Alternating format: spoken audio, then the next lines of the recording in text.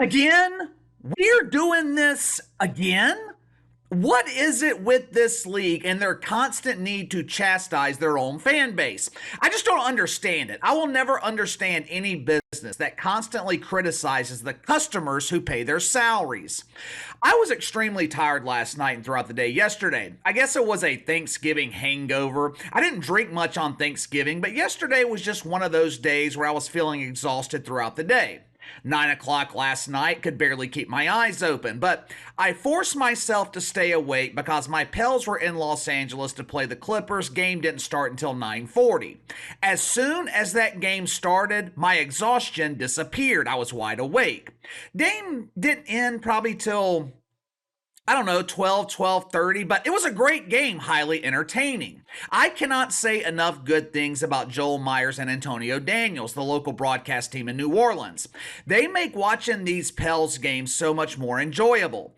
Everything is starting to come together in New Orleans. B.I. and Zion Williamson are building chemistry. The team's been dominant recently against the top teams in the Western Conference. Last night reminded me of how much I love the NBA and how great this league can be if the NBA would just get the hell out of their own way. When you are passionate about a team in the NBA and your team is playing well, they're in contention, this league is so much fun to watch. Right now, I like watching the NBA more than I like watching the NFL. Now, part of the reason for that is because the Saints absolutely suck. They are stuck in purgatory for the next couple of years. And to be perfectly honest with you, the NFL in general, it has been painfully boring the last couple of years. Now, sure, there are still some great games, but we're just not seeing the high level of competition in the NFL that we have seen throughout my lifetime. It's the complete opposite in the NBA. For the first time in years, NBA players, they're actually treating the regular season like it matters, for the most part anyway. The league is competitively balanced with star players spread throughout the league. All the NBA has to do right now is get the hell out of their own way.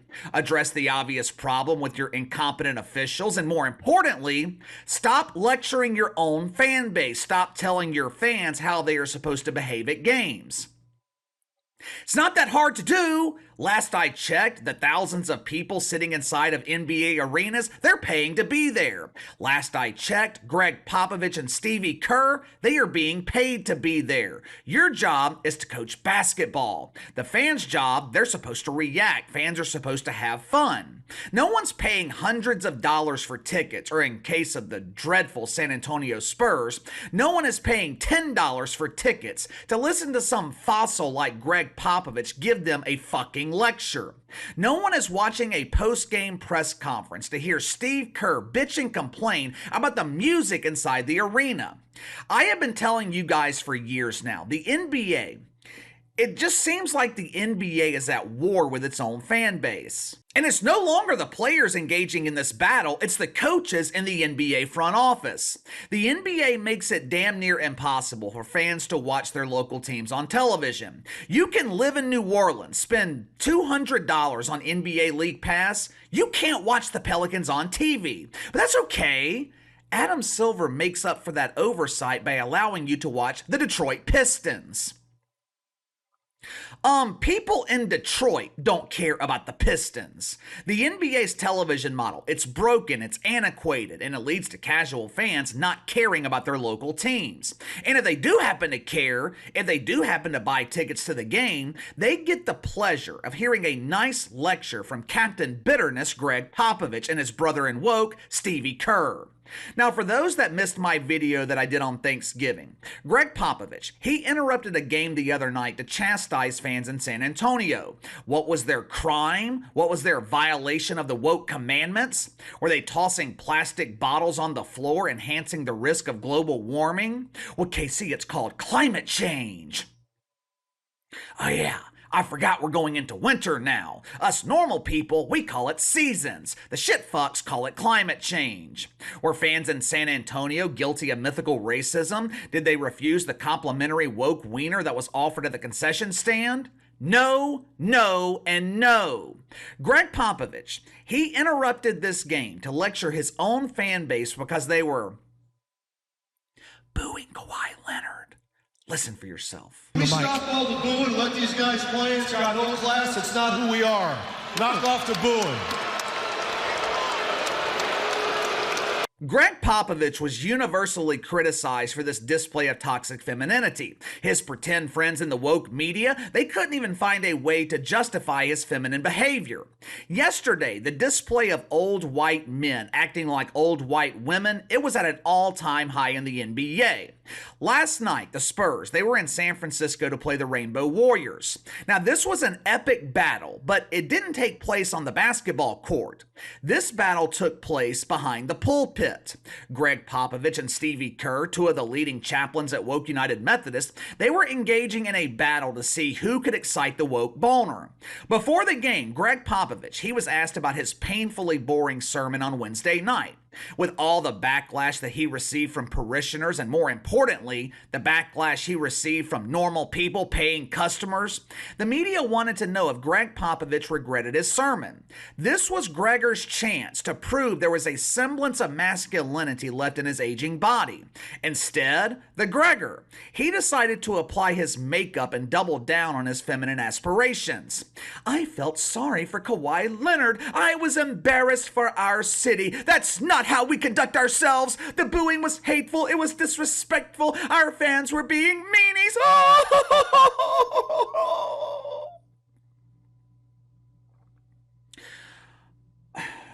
You know, that's the type of language, that's the type of verbiage that I expect to hear from my girlfriend.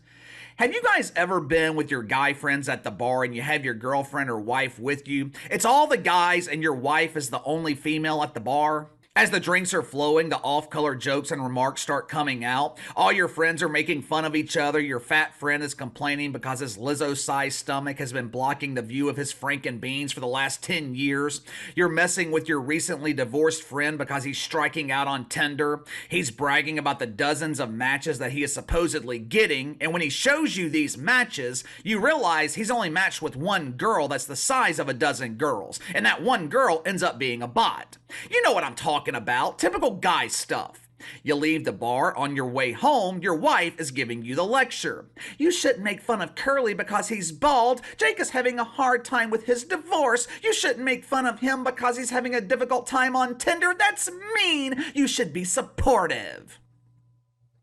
She gives you the exact same lecture that Gregg Popovich gave to the city of San Antonio. Thing is, I expect that lecture from my girlfriend. I expect her to lecture me on sensitivity. She's a woman. I don't expect to hear it from an NBA head coach.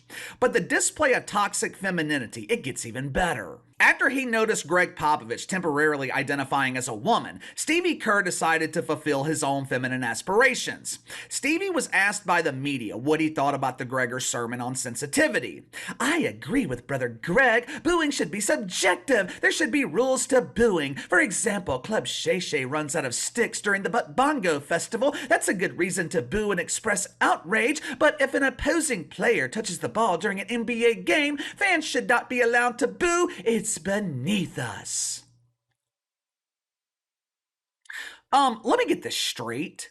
We have two legendary NBA coaches trying to place rules on booing. We have two NBA coaches trying to regulate fan behavior.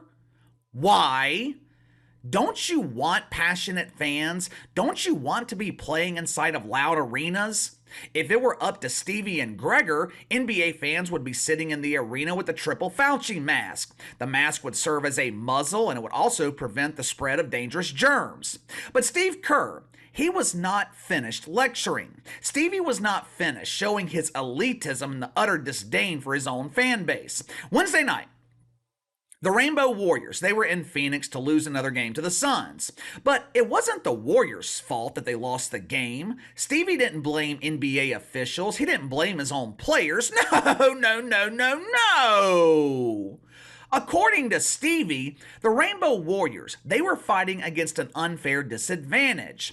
After the game, Stevie got behind the pulpit to lecture Phoenix about the atmosphere inside the arena. Watch for yourself. You can hear everybody talking defensively, although in this building you can't hear anything because it's like a club. It's like a South Beach club out there. What are we doing? I'm being dead serious. Like, I couldn't hear anything out there. The whole game, it's just this thumping techno club music. Can we just have a basketball game anymore? What the hell? You know, I guess this is somewhat of an improvement for Steve Kerr.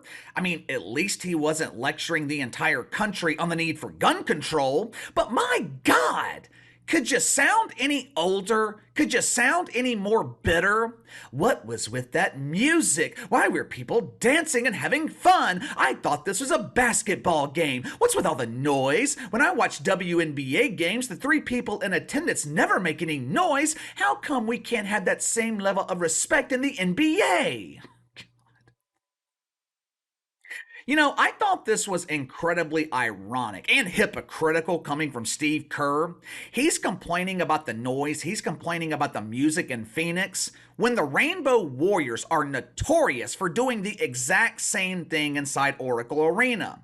Steve Kerr and Gregg Popovich, they are acting like elitists. And, you know, maybe it's not an act. Maybe that's what they are, elitist. They are trying to regulate the fun out of the NBA. I don't understand it. The public perception of this league, it's already tainted enough. The officiating in the NBA is so bad, you've got fans on a nightly basis accusing NBA officials of fixing games. And that theory is not far-fetched since it's already been proven in the past. You had that disaster 3 years ago when the NBA accused its own fan base of being guilty of mythical racism. Every November, the entire league gets a day off so arenas can transition into voting centers. NBA players are accused of being entitled. They're accused of being pampered because they miss so many regular season games for rest.